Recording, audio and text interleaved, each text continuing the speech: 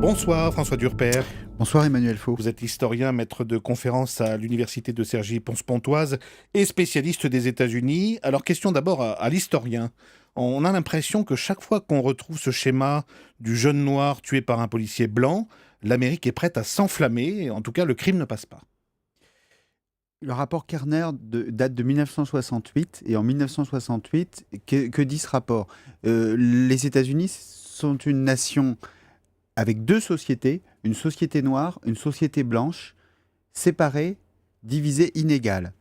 Est-ce que l'Amérique d'aujourd'hui est la même que celle de 1968 ? Les images de Ferguson le laisseraient penser.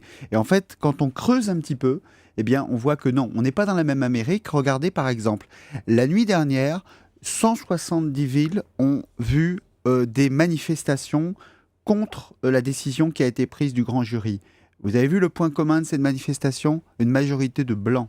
Une majorité de blancs dans ces manifestations. Et des mouvements très pacifistes. Des mouvements très pacifistes. Ouais. Donc, ça veut dire qu'on n'est plus dans cette Amérique en noir et blanc. Les Hispaniques, aujourd'hui, sont la première communauté. On ne les entend pas beaucoup dans cette histoire, mais c'est la première communauté. Il y a des mariages mixtes. Donc, ça peut paraître provocateur de le dire aujourd'hui, au moment où tout semble indiquer qu'il y a du racisme, que cette Amérique est toujours la même.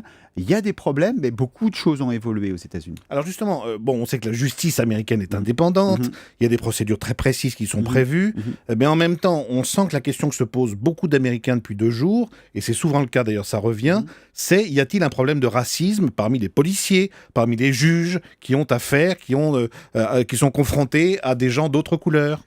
Alors, si vous posez la question aux Noirs américains, ce sont les enquêtes d'opinion qui le disent, ils vont vous répondre oui, on n'a pas confiance dans la justice, on n'a pas confiance dans les forces de l'ordre. Le président américain l'a reconnu, le ministre de la Justice, Eric Holder, l'a reconnu. Si vous posez la question aux Blancs américains, ils sont presque la même proportion à vous dire non, il n'y a pas de problème.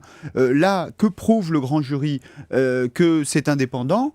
Et il y a une spécificité de la justice américaine. Vous savez que la justice américaine, c'est pas la justice française. Elle est accusatoire, mais les droits de la défense sont très importants. Donc les droits de la défense, ce policier, il est blanc, il va pas être accusé sous prétexte qu'il est blanc. Donc les gens disent, ben non, c'est normal, les droits de la défense. En même temps, il y a un problème. Ce grand jury, 9 blancs et pour 3 noirs. Certains disent, dans l'histoire américaine, quand le jury est blanc, la décision est souvent blanche, et quand le jury est noir, la décision est souvent noire. Ce déséquilibre, c'est dû à quoi ? Des récusations de noirs ou les noirs eux-mêmes se récusent ? Non, c'est les convocations, mais il faut peut-être plus de nuances. Alors vous savez que vous avez une enquête fédérale, c'est pas terminé cette histoire, une enquête fédérale qui, elle, va voir la question des droits civiques. Est-ce que effectivement la question des droits civiques se pose ? Puis il y a une troisième enquête, celle-là encore fédérale, sur le comportement de la police de Ferguson. Parce que ce qui se pose, et on le voit déjà avec ce qui est publié de l'enquête, c'est quoi ? C'est que là, on n'est pas... Vous savez, il y a une série aux États-Unis qui s'appelle Crime Scene Investigation.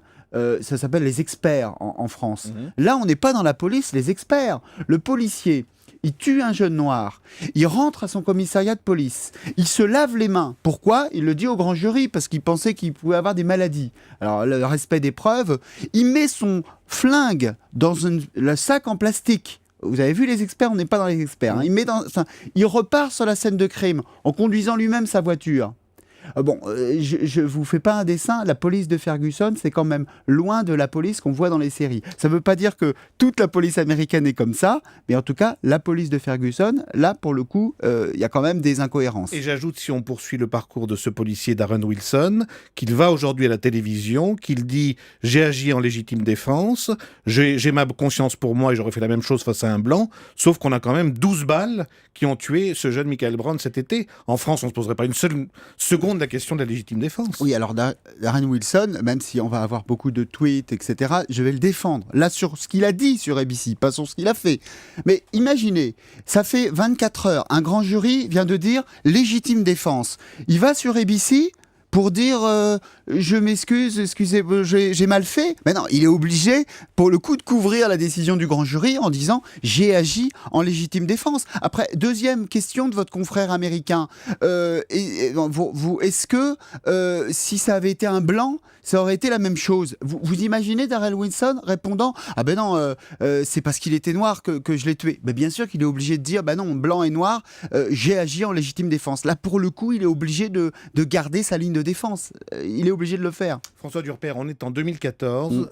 Les Américains ont élu à 2 reprises un président noir, Barack Obama.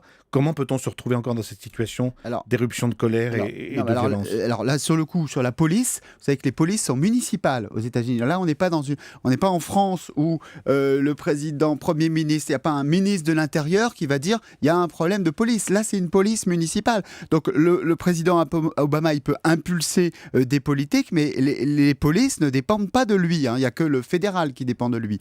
Alors, ça veut dire qu'on a une société duale quand même. Elle élit un président noir et en même temps, localement, elle défend une certaine police, une certaine justice.